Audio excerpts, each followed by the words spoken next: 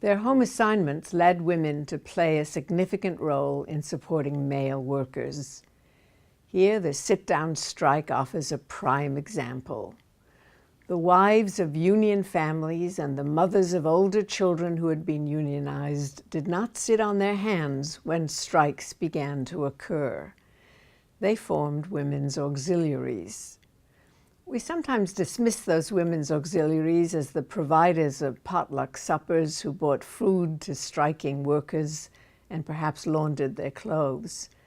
And yet, when we look at what the women's auxiliaries did in the 1930s, both in terms of maintaining the morale of strikers and of enabling their success, we discover their centrality to many of the 30s victories. Case in point are the auto strikes of the 1930s, some of the most successful in American labor history. To prevent their employer from bringing in replacements to take their jobs while they picketed outside the industrial plant, the United Auto Workers developed a sit-down strategy. By keeping workers inside the plant, beside their idled machines, they hoped to prevent General Motors from breaking their strikes.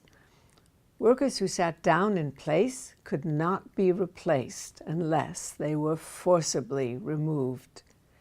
The trouble was that workers had to stay alive. They had to be fed, they had to have clean clothes, they might need blankets and pillows. Janora Dollinger Johnson, wife of a sit-down striker in Flint, Michigan, took on the task of organizing the wives of other workers to support the Flint sit-down strike.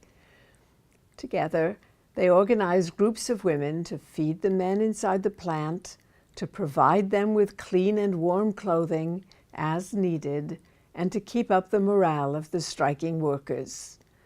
Their work included rallying community support, which they did by strategic use of neighborhood sound trucks and turning picket lines into activities for whole families. The UAW's women's auxiliaries proved to be such a success that other unions, including rubber workers and steel workers, copied the tactic until the Second World War put a stop to strikes.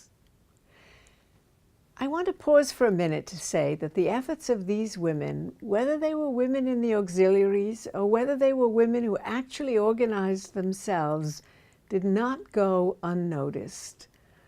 A well-known song by Woody Guthrie somewhat ambiguously romanticizes and conflates the lives of workers and wives. There was once a Union maid, Guthrie sang. She never was afraid of goons and ginks and company finks and the deputy sheriffs who made the raid. She went to the Union Hall when a meeting it was called, and when the Legion boys came round, she always stood her ground. But notice how Guthrie shifts from this brave woman to a woman's family commitments.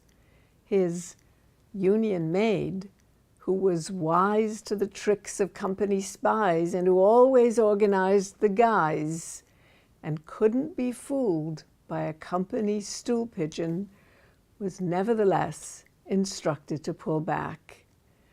"You gals who want to be free," Guthrie told women, "just take a tip from me. Get you a man who's a union man and join the ladies' auxiliary." Clearly, that was women's place. By the late 1930s, it was clear that women who had been fighting for protective labor legislation, unionization, and a place in the labor force had made their point. In 1938, Frances Perkins introduced the Fair Labor Standards Act to Congress. That Fair Labor Standards Act, now much amended, is still the law of the land. It standardized the 40-hour work week with overtime pay for extra work. It established a national minimum wage at 25 cents an hour. It prohibited most employment of minors in oppressive child labor, thereby ending child labor in the United States.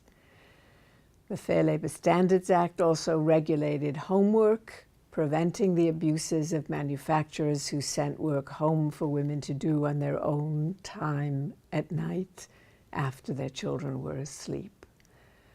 Once again, the arenas in which women primarily worked, including domestic service, were excluded from the Act, and the jobs that women mostly took were guaranteed only 25 cents an hour rather than a 40-cent minimum that had initially been discussed and was then typical for unskilled male labor.